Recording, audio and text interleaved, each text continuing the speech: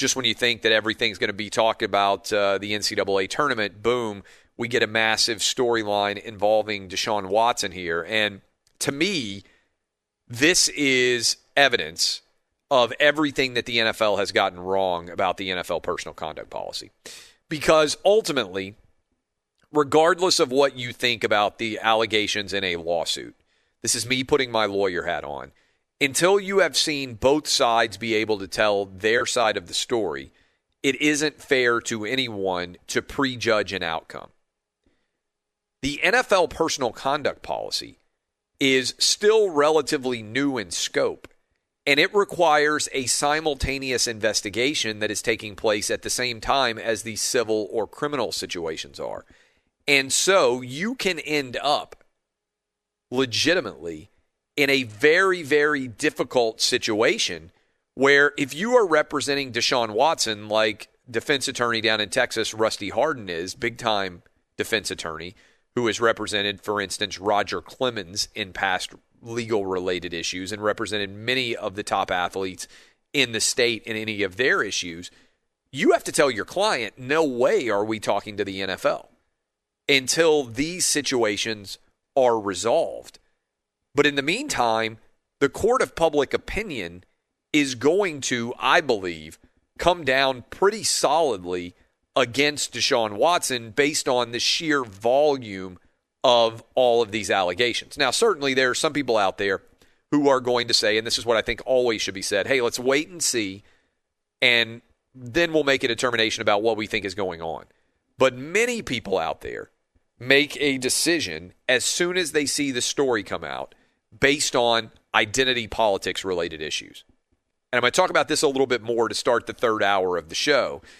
But this is where I think precedent matters, and where if you follow people in media, you should check and ensure that they respond the same way to all allegations and cases, regardless of the race, the gender, the ethnicity, the religion is of any of the people involved.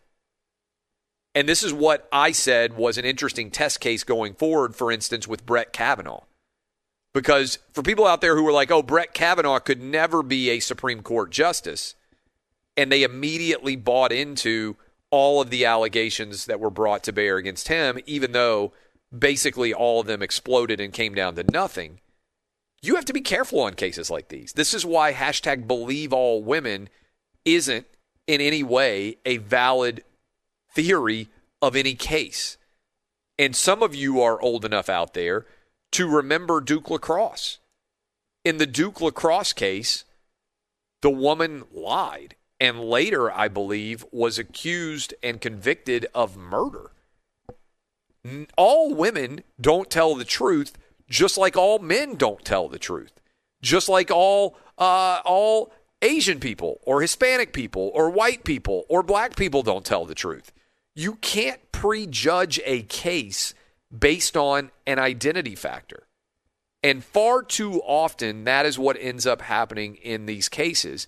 And that's why I never was a believer as a lawyer in the idea of hashtag #BelieveAllWomen. That fundamentally corrupts the American judicial process to its core.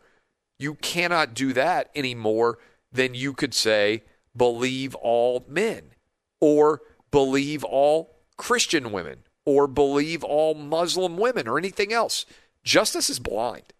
And in cases like these, where the consequences are severe, we need the most possible amount of legitimacy to our judicial system. And I think the NFL's personal conduct policy creates a huge mess, because often what it presupposes is that it's easy to tell out what is true, what is false, what is a consequence for misbehavior, and what isn't, especially in the context of the football field.